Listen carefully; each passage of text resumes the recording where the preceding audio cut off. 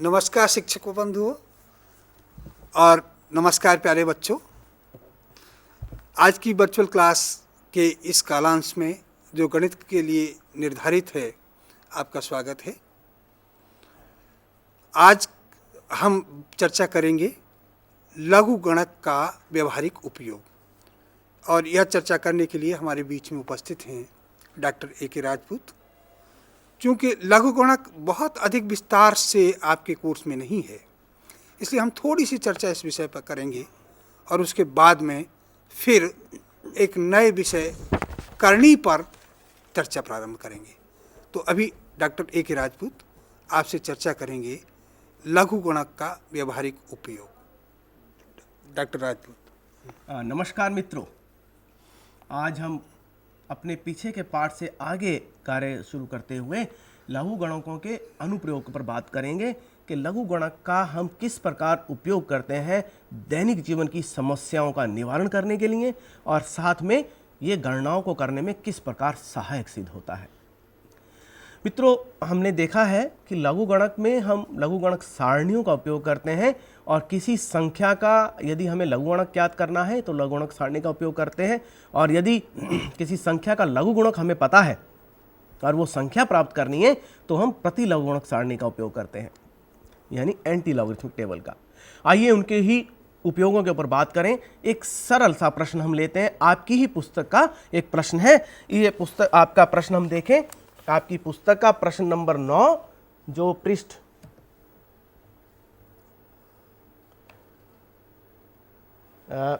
58 पर आपकी पुस्तक के ये प्रश्न नंबर 9 का क भाग हम देखते हैं मित्रों, जिसमें हमें हल करने के लिए कहा गया है वर्गमूल। ख भाग इसका देख लेते हैं। इसमें हमें हल करने के लिए कहा गया है वर्गमूल 41.39 गुणा 20.18 भाग 12.69।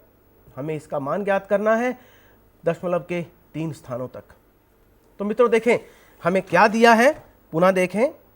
हमें हल करना है वर्गमूल 41.32 गुणा 20.18 भाग 12.69। हम क्या करें कि इस संख्या को हम x मान लेते हैं और x के बराबर इसे मानकर दोनों ओर लघु गुणक ले लेते हैं। दोनों ओर log लेने पर हमें मिलता है log x बराबर है log वर्गमूल 41.32 गुणा 20.18 भाग 12.69।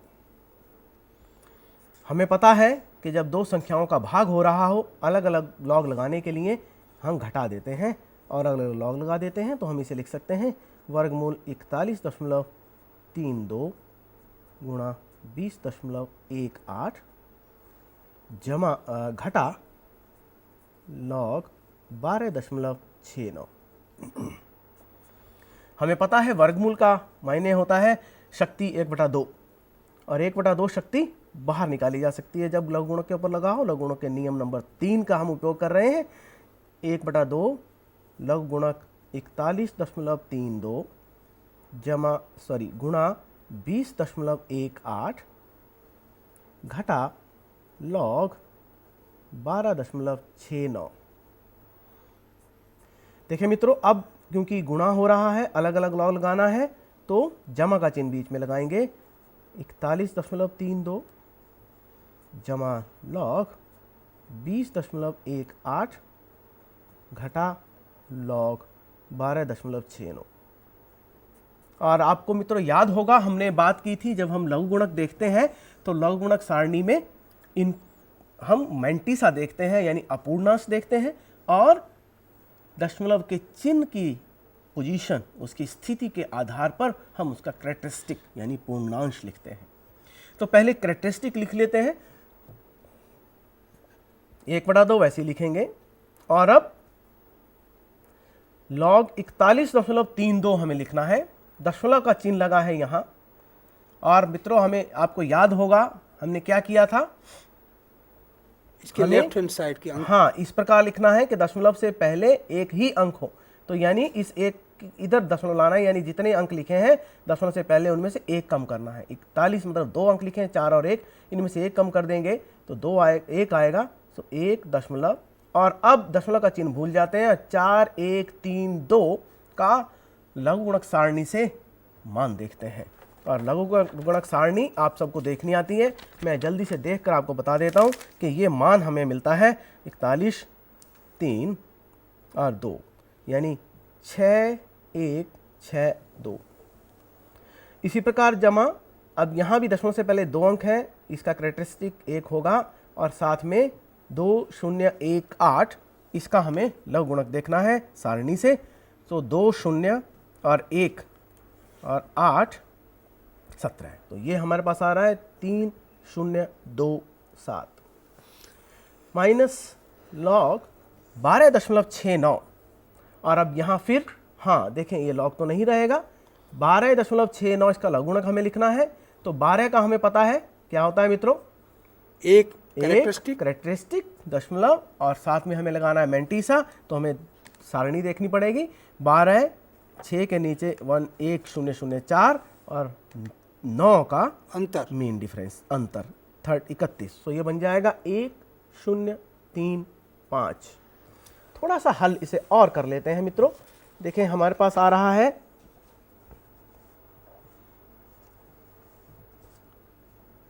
ये संख्या हमारे पास है, तो हम इसे लिखते हैं 1/2 और इन दोनों का योग कर देते हैं।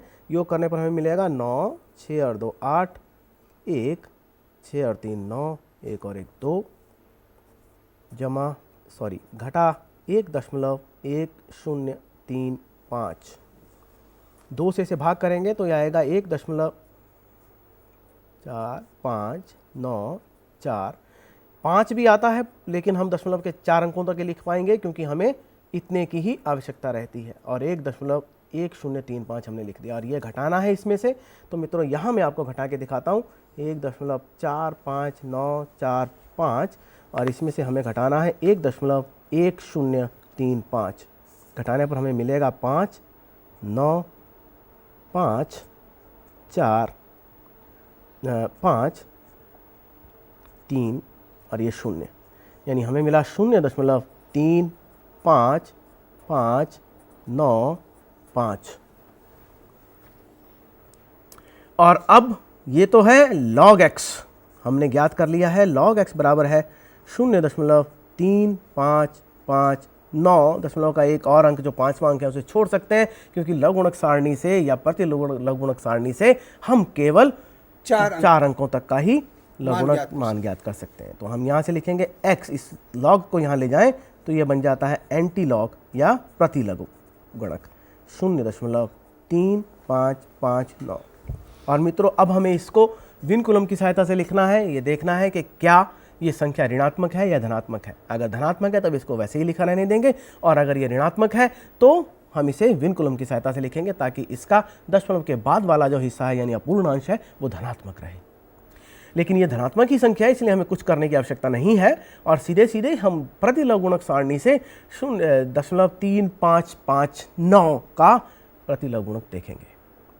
और सारणी में देखने पर हमें मिलता है, मैं आपको फिर दिखा दूं, 3559। मित्रों देखें 0.35 आगे 5 के नीचे इस रेखा में 35 ये वाली संख्या आ रही है 2265, और इसमें 9 का अंतर यानी 9 का जो अंतर है वो हमारे पास है 5। तो इसमें 5 और जोड़ दिया तो 2265 में 5 जोड़ दें तो हमें मिल रहा है 2270। ये तो अभी तक हमें संख्या प्राप्त हुई जो एंटी लॉगरिथम देखने पर है। अभी इसमें दशमलव का चिन्ह हमें निर्धारित करना है, और दशमलव के चिन्ह के लिए अब उल्टा चलते हैं। कैरेक्टरिस्टिक देखिए, कैरेक्टरिस्टिक के लिए अब क्या करेंगे, शून्य कैरेक्टरिस्टिक कि यहाँ इसका जो कैरेक्टरिस्टिक है वो 0 है, इसमें एक और जोड़ देंगे जी। और इसमें एक और जोड़ा तो 1 बना, और यहाँ से एक अंक छोड़कर दशमलव का चिन्ह लगा देंगे। सो x हमारा हो गया 2.270। मित्रों देखा हमने कि लघुगुणक और लघुगुणक का उपयोग कर हम किस प्रकार अपनी गणनाओं को आसान कर सकते हैं। देखें, इसी का एक और उपयोग हम देखें तो मित्रों, हमें जहां जनसंख्या वृद्धि से संबंधित प्रश्न हो, चक्रवृद्धि ब्याज से संबंधित प्रश्न हो, या सीधे सीधे आप ये देख लें कि जब भी किसी संख्या, मान लीजिए ये संख्या लिखी और इसका इस प्रकार का कोई घात दी गई हो और इसका मान हमें ज्ञात करना हो, तो हमारे लिए थोड़ा सा कठिन कार्य रहता है और इसे आसान बनाने के लिए हम उपयोग करते हैं लघुगणक का। सो ऐसे ही कुछ लघुगणक के प्रश्न आपकी पुस्तक में और दिए हैं जिन्हें आप ध्यान से देखें और आप उन्हें कर सकते हैं। अब हम सेंगर साहब बात करें करनी की। तो देखिए, करनी के बारे में जो बात की करें, अब फिर मैंने जो बात आपको बताई थी अभी कि जब इस प्रकार की घात आ जाती है, जैसे 1/5 हमने घात लिख दी, अब कुछ संख्याओं में ये घात निकालना आसान होता है, यानी सीधे सीधे हमें ये बताना है कि 12.69 ऐसी कौन सी संख्या है जिसको 5 बार गुणा करें तो 12.69 आ जाए, वो इसके 1/5 घात कहलाती है, या 5वां मूल कहलाता है। हाँ, इसी को हम कहते हैं 5वां मूल, यानी 12.69 का 5वां मूल। देखें, इसी को एक और आसान तरीके से समझते हैं कि 4 का वर्गमूल यानी 1/2 घात हमें लिखनी है। अब 4 की 1/2 घात का मतलब हुआ कि ऐसी संख्या बतानी है जिसका वर्ग करें, यानी जिसको 2 बार गुणा करें तो 4 आ जाए। और हम देखते हैं मित्रों कि वो संख्या 2 है। तो हम कह सकते हैं कि क्योंकि 4 बराबर है 2 गुणा 2 होता है, इसलिए 4 की घात 1/2 अगर हमें लिखना है तो ये होगा 2। इसके साथ साथ मित्रों हम एक और चीज देखते हैं कि जो ये संख्या 2 हमारे पास आ रही है, ये संख्या इस प्रकार है कि 4 का जब हमने 1/2वां मूल लिया, यानी दूसरा मूल लिया, हमने 4 की 1/2 घात ली तो हमें 2 मिला, यानी हम इसे ये भी कह सकते हैं 2 संख्या को कि 4 का वर्गमूल। जैसे मान लीजिए हमें एक संख्या दी गई है 8 और इसका 1/3 घात हमें ज्ञात करनी है, तो इसको भी अब हमें वो संख्या ज्ञात करनी है जिसे हम 2-3 बार गुणा करें तो 8 हमें ज्ञात हो। अब वो कैसे मिलेगा?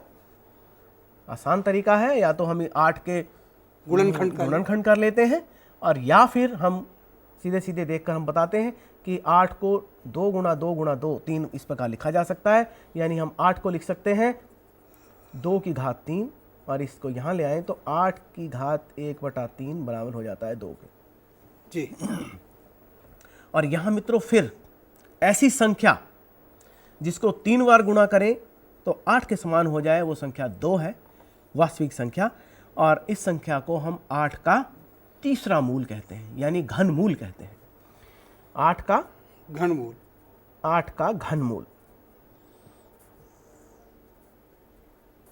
बराबर है 2।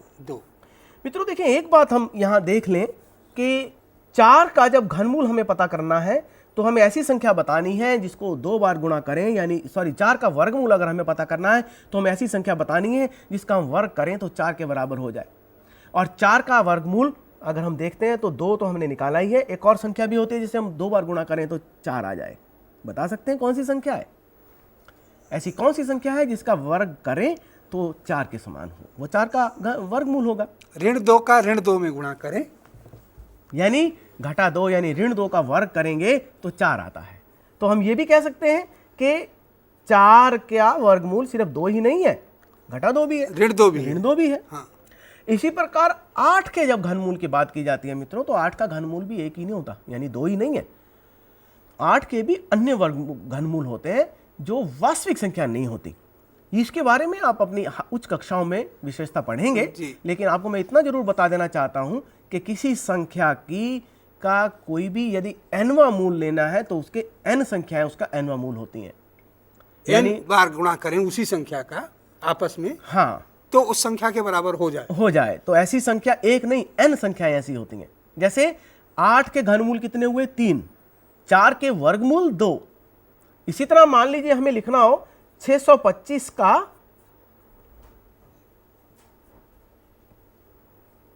चतुर्थ मूल लिखना है मान लीजिए, और चतुर्थ मूल लिखने के लिए अब हमें ऐसी संख्या ज्ञात करनी पड़ेगी जिसको अगर हम 4 बार गुणा करें तो 625 हो जाए।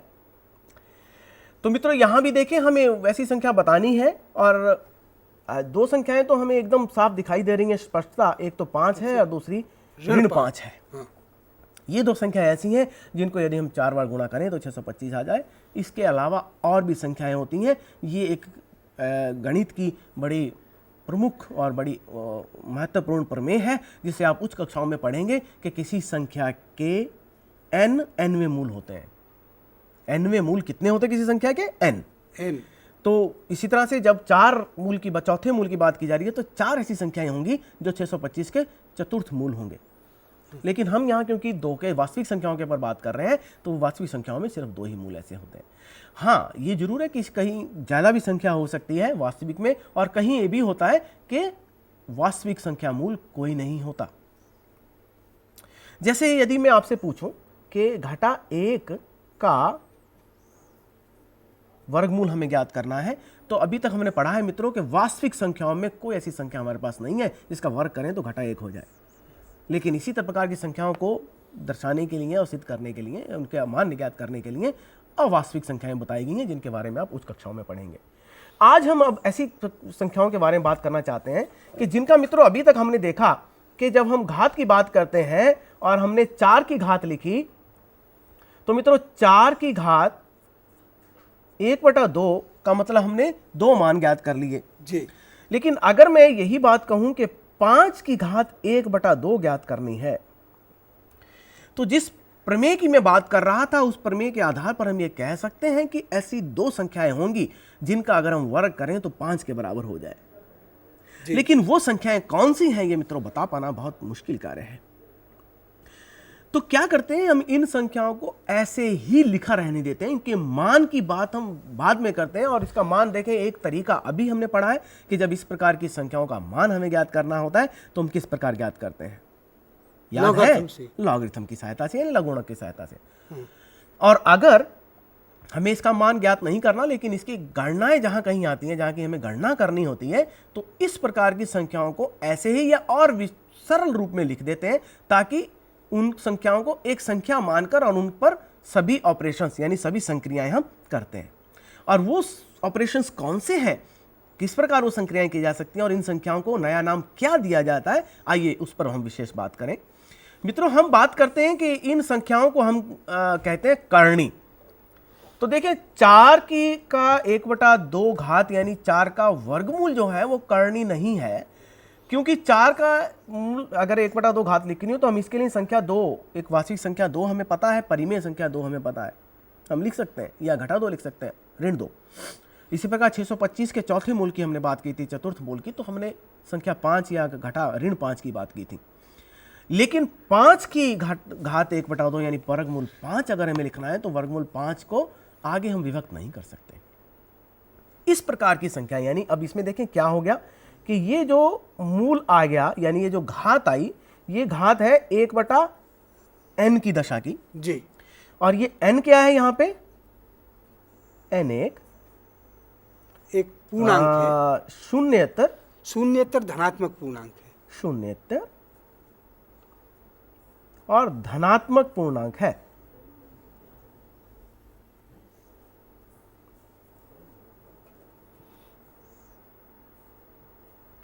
देखिए मित्रों हम यहां धनात्मक पूर्णांक की बात कर रहे हैं। अगर ऋणात्मक हो जाए तो भी हमारे पास कोई ज्यादा परेशानी इसमें नहीं होनी चाहिए, क्योंकि हम देखें कि अगर मान लीजिए किसी संख्या 17 की घात घटा 3/4 या 1/4 लिखी है, चलिए 1/4 लिख लेते हैं, घटा 1/4 लिखी है, तो इसके मायने हो गए 1/17 की घात 1/4 जी।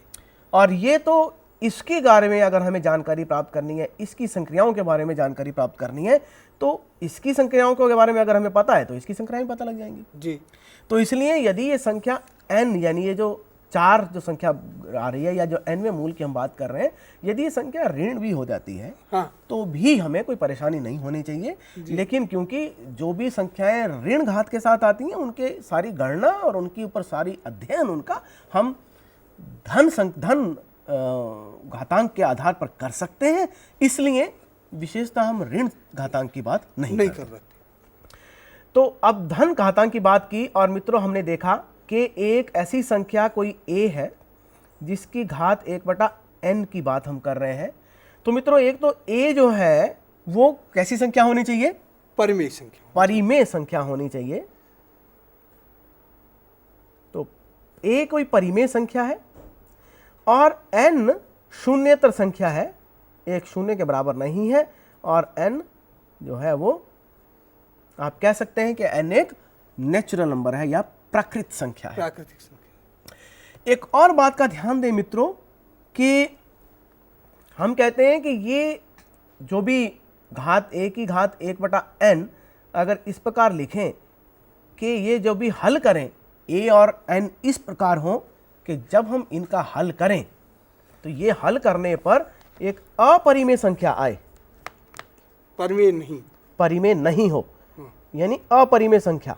हमने मित्रों याद है आपसे बताया था कि ऐसी संख्या जिसका पूरा पूरा वर्गमूल हम ज्ञात नहीं कर सकते, पूरा पूरा मूल ज्ञात नहीं किया जा सकता, परिमेय मूल ज्ञात नहीं किया जा सकता, उसे अपरिमेय संख्या कहते हैं।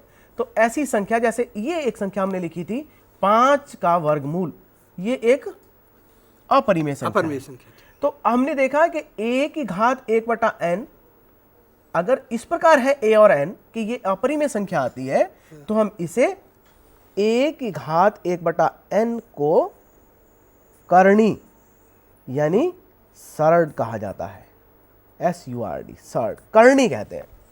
तो मित्रों 4 की घात 1/2 करणी है या नहीं है? देखिए अब हमने करणी के लिए 3 विशेष नियम लगाए, 3 विशेष बातों के ऊपर हमें ध्यान देना है। पहली बात है कि जो संख्या जिसकी हम करणी लिखना, जिसका हम घातांक लिखना चाह रहे हैं, जिसका हम मूल ज्ञात कर रहे हैं, वो संख्या परिमेय संख्या होनी चाहिए। जो घात हम लिख रहे हैं, जो मूल हम निकाल रहे हैं, वो धन संख्या होनी चाहिए, यानी वो नेचुरल नंबर या प्राकृत संख्या होनी चाहिए। और तीसरा, इनका मान यानी इनका मूल्य, वो जो nवां घात हम लिख रहे हैं, nवां मूल हम ज्ञात कर रहे हैं, वो अपरिमेय संख्या होनी चाहिए। अब इसमें देखें 4 का वर्गमूल लिखना चाहें, अगर 4 का वर्गमूल हम लिख रहे हैं तो इसमें 4 जो है वो एक परिमेय संख्या है जी। 2 एक नेचुरल नंबर है, प्राकृतिक संख्या है। तो क्या ये हम कह सकते हैं कि ये करणी है? ये करणी नहीं है, क्योंकि जब हम इसका मान लिखते हैं तो ये क्या आ जाता है? एक परिमेय संख्या। परिमेय संख्या आ जाती है, 2 के बराबर आ रहा है। तीसरी कंडीशन इसमें लागू नहीं हो रही है, इसलिए ये परिमेय संख्या नहीं है। अच्छा देखिए, और ये करणी नहीं है रादर। हाँ। अब एक और किसी करणियों की अगर हम बात करें तो हमने एक संख्या बात की थी पाई। हाँ। और हमने कहा था पाई क्या होता है? किसी भी वृत्त की परिधि और उसके व्यास का अनुपात जो है वो पाई के नाम से दर्शाया जाता है। और पाई हमने देखा था कि ये एक अपरिमेय संख्या होती है। तो मित्रों अगर मैं आपसे कहूं कि पाई का तीसरा मूल्य यानी कि पाई की घात 1/3 ये कैसी संख्या है? क्या ये करणी है या करणी नहीं है? अब देखें, हम ध्यान देंगे, पहले देखें किसका हम मूल लिखना चाह रहे हैं। पाई का। पाई एक परिमेय संख्या होनी चाहिए। पाई परिमेय संख्या नहीं है, हमने अभी कहा कि पाई अपरिमेय संख्या है। तो मित्रों ये तो यहीं से बस सीधे हम रिजेक्ट कर देंगे कि ये एक करणी नहीं है। पहली कंडीशन ही इसमें लागू नहीं हो रही है। ठीक है। आइए सेंगर साहब, बच्चों की पुस्तक से कुछ प्रश्न लें। हाँ। और उन प्रश्नों को भी हम हल करके देखें और बच्चों को बताएं कि किस दशा में कोई संख्या घात करणी कहलाई जाती है या करणी नहीं कहलाई जाती है। जैसे प्रश्न है सर। हाँ, जैसे मान लीजिए हमें ये बताना है कि ये वर्गमूल 125 करणी है या नहीं है। अब देखिए, इसका पता लगाने के लिए हम क्या करते हैं, इसके गुणनखंड बनाते हैं 125 के 5 गुणा 5 गुणा 5। और हमें पता है कि जब ये 2 गुणनखंड हैं एक जैसे हैं इनको वर्गमूल से बाहर लिखा जा सकता है। एक खंड के एक गुणनखंड के फॉर्म में, और ये ऐसे लिखा जाएगा। अब यहाँ थोड़ा सा अलग सी स्थिति आ गई, और वो स्थिति कैसी आई मित्रों कि इसमें एक संख्या हमारे पास परिमेय है 5 और दूसरी अपरिमेय है, दूसरी अपरिमेय है वर्गमूल 5, और ये दोनों मिलाकर क्या बन रहा है? परिमेय होता है या अपरिमेय है? क्या कहते हैं हम? जब एक परिमेय को अपरिमेय से गुणा किया जाए तो क्या आता है? सोचिए। ये हमेशा अपरिमेय रहेगा। ये हमेशा आवश्यक नहीं है कि वो अपरिमेय ही रहे, लेकिन इस दशा में ऐसा हो रहा है कि एक परिमेय को अपरिमेय से गुणा कर रहे हैं तो अपरिमेय संख्या आ रही है। आप जरा मुझे सोच के उदाहरण बताइए कि जब एक परिमेय संख्या को अपरिमेय से गुणा करें तो परिमेय आ जाए, रैशनल नंबर को एक इरेशनल नंबर से गुणा करेंगे और रैशनल नंबर आए। पता सोच के बताइए ऐसा एक उदाहरण। बहुत आसान है मित्रों।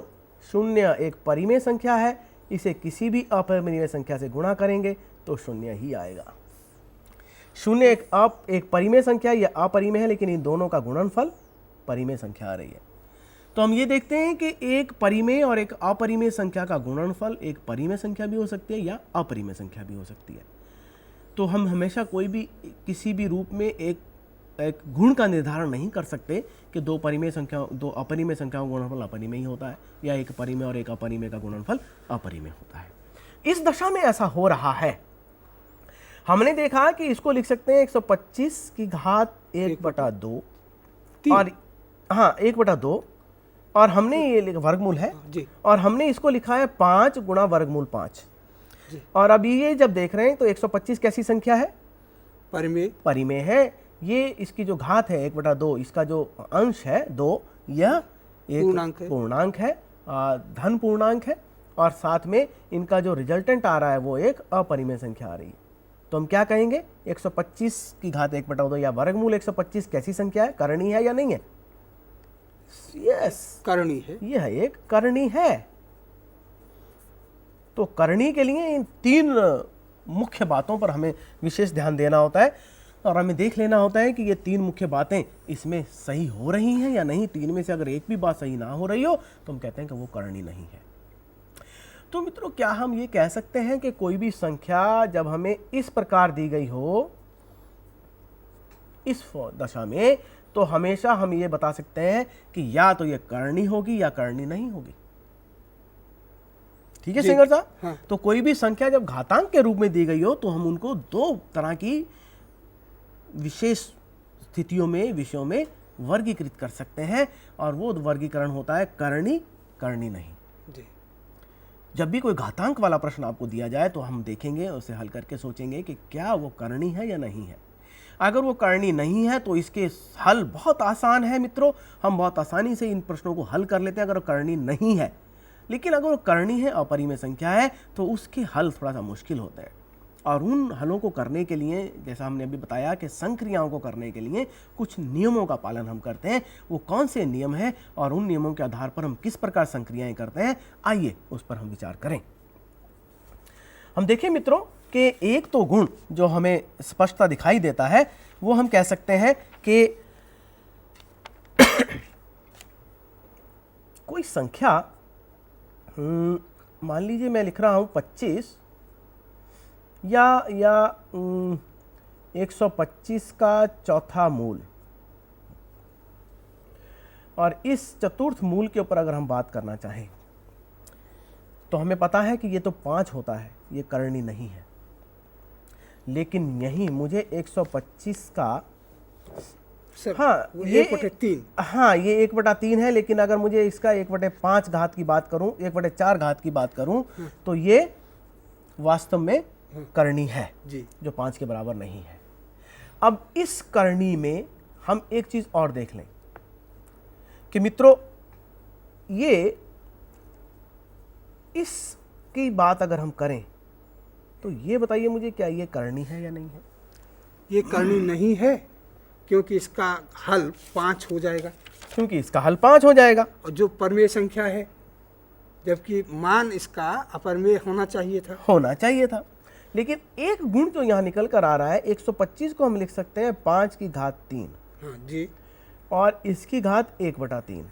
जी, ठीक है जी। हाँ। और इसी हम लिख रहे हैं बराबर है, हमें याद है मित्रों, हम लिख सकते हैं 3 गुणा 1/3, यानी ये क्या होता है 5 के समान। और इसी प्रकार अगर हम आपसे कहें कि a की घात n और इसकी भी घात 1/n nवा मूल इसका लिख दें, तो इसे लिखना चाहें तो मित्रों इसे हम लिख पाएंगे a की घात n गुणा 1/n। n, या हम इसे लिख सकते हैं a की घात 1 यानी a। हाँ जी हाँ।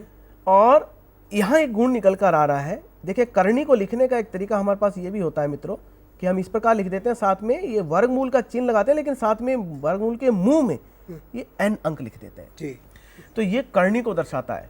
आप देखें करनी का एक ये भी रूप हमने देखा, ये इस प्रकार लिखना भी करनी, हम ये मान लीजिए मैं लिख रहा हूँ 15 है तो इसको भी हम करनी कहते हैं, लेकिन इसमें हमने एक चीज़ का ध्यान दिया है कि ये वर्गमूल कहते हैं, यानी इसे हम लिखते हैं 15 की घात 1/2। लेकिन हमने यहाँ मुंह में 2 नहीं लिखा जी।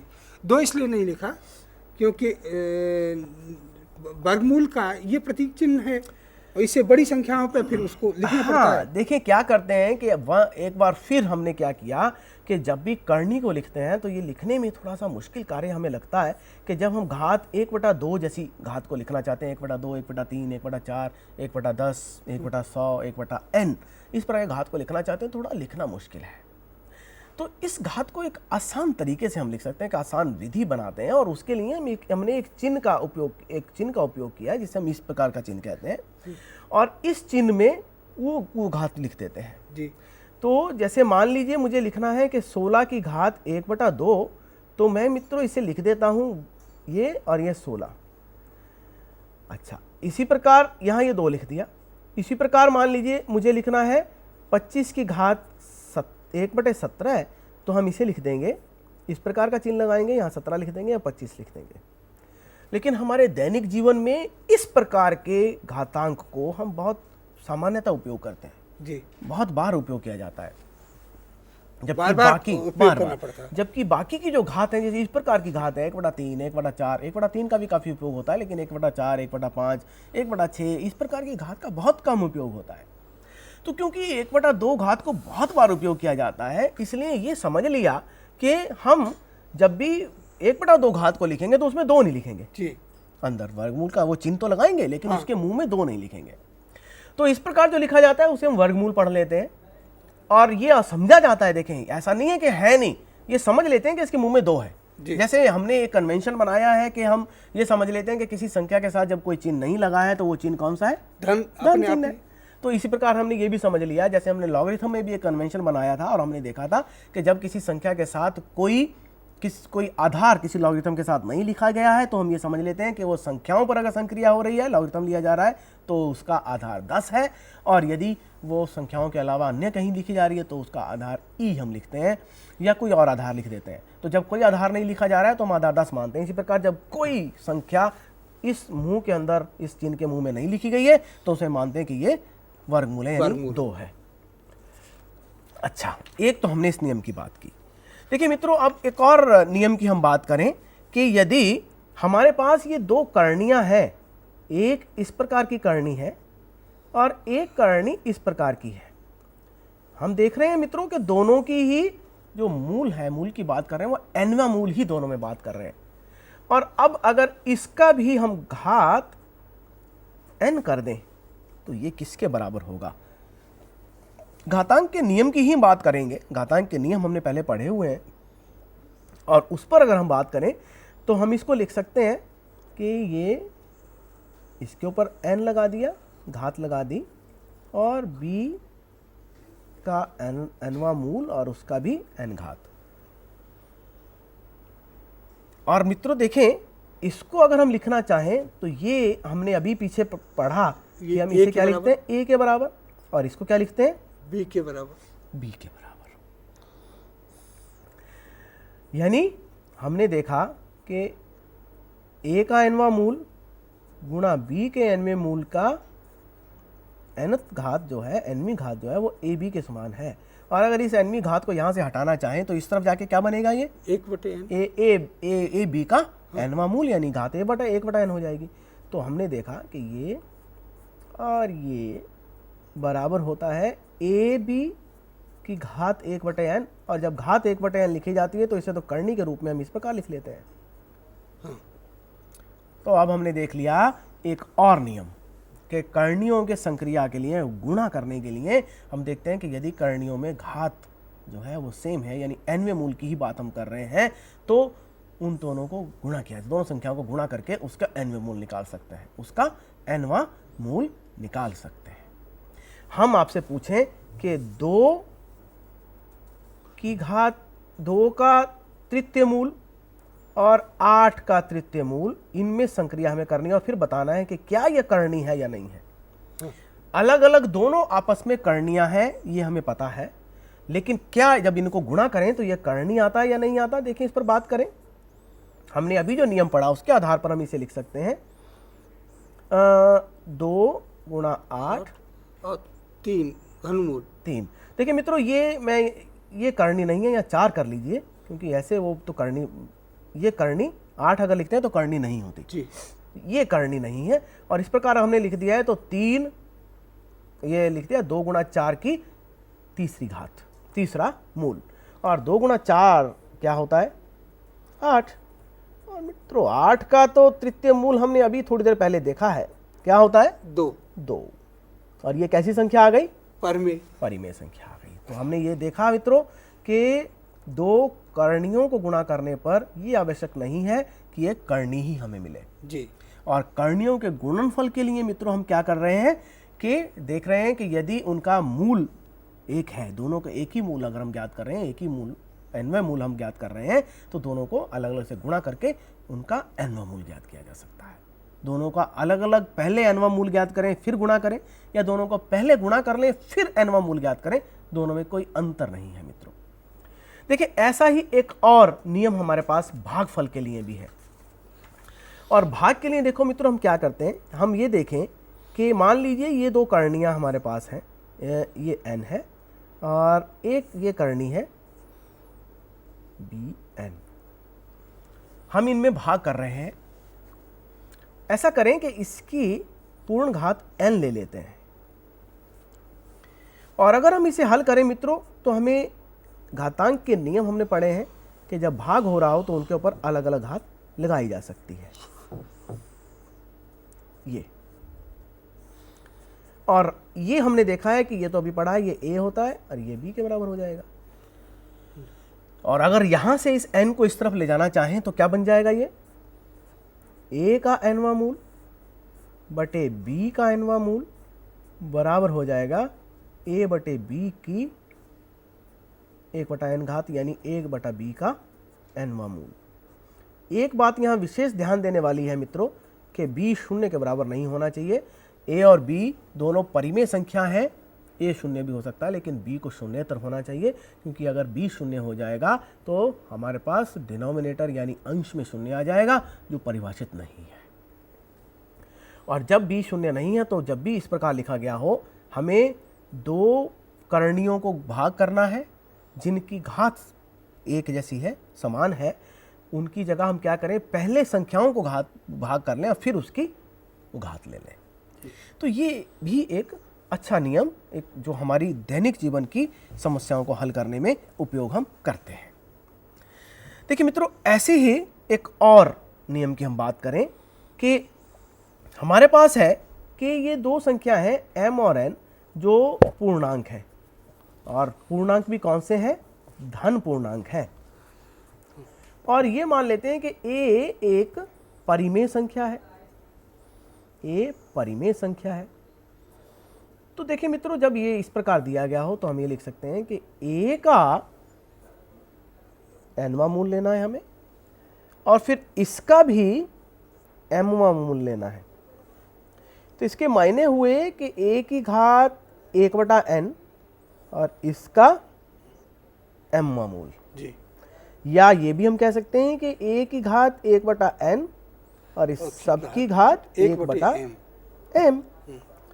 और अगर हम इसे लिखना चाहें तो ये क्या आएगा, ये तो आप घातांक का नियम लगाएं तो घात गुणा की जा सकती हैं, 1/mn 1/n गुणा 1/m, यानी a की घात 1/nm या mn कह सकते हैं। इसी को करनी के रूप में, करनी के चिन्ह की सहायता से अगर लिखना चाहें तो इनमें लिखते हैं ए और यहाँ mn। तो मित्रों, यदि एक ही संख्या पर हमने ये नियम निकाल लिया कि एक ही संख्या पर दो करणियां अगर लगी हैं, विभिन्न घातों की करणियां लगी हैं, तो उन दोनों घातों को गुणा कर दिया जाता है और एक ही करनी लगाते हैं, एक करनी लगा देते हैं और दोनों घातों को गुणा कर देते हैं। डॉक्टर साहब, अब समय की कुछ सीमा है, बस इसमें एक प्रश्न, एक और नियम की हम बात कर लें, फिर करनी का हमारा काफ़ी कार्य पूर्ण हो जाएगा। और इस नियम को हम ये कह सकते हैं कि हमने अभी तक देखा था कि a ये n और फिर इसकी भी घात m, हमने इसको लिखा है a mn। और अगर मित्रों इसका विपरीत हो जाता है, ये n है और अंदर m है, ऐसा हो जाता है, तो मित्रों इसको हम लिख पाएंगे nm। लेकिन n और m कैसे हैं, क्या है, एक तो पूर्णांक है, पूर्णांक और पूर्णांकों में गुणा करते हैं तो mn और nm बराबर होते हैं। जी। तो हम इसे लिख सकते हैं, ये बराबर है m n a। यानी अगर एक ही संख्या पर दो विभिन्न घात लगी हैं, इनको हम घातों का करनी का ऑर्डर भी कहते हैं, जी, हैं। और ये अगर दो अलग अलग ऑर्डर की घात लगी हैं, a पर करनी है, तो हम इनकी ऑर्डर को, यानी कि इनके क्रम को बदल सकते हैं। n को पहले, m को बाद में, या m को पहले और n को बाद में लिख सकते हैं। तो मित्रों, हमने देखा कि करनी के उपयोग से हम कुछ समस्याओं को जो अपरिमेय संख्याओं से संबंधित होती हैं, उन्हें आसान बना सकते हैं। अब इसका किस प्रकार उपयोग किया जाता है, हम अपने अगले पाठ में इसका और विशेषता बात करेंगे। अगर हमें मौका लगा तो इस पर और विशेष बात की जाएगी, ताकि हम आपकी समस्याओं का भी निवारण कर सकें। करणियों का एक और मुख्य कार्य जो होता है, वो करणियों का परिमेयीकरण भी होता है, कि एक करणी अगर दी गई है तो उसको किस प्रकार परमेयी संख्या के दशा में लिख सकते हैं। उनके ऊपर भी हम विशेषता बात करेंगे अपने आने वाले पाठ में। मित्रों, जैसा हमने पहले बताया है, आपकी परीक्षाएं नज़दीक है, पढ़ाई अपनी जारी रखिए।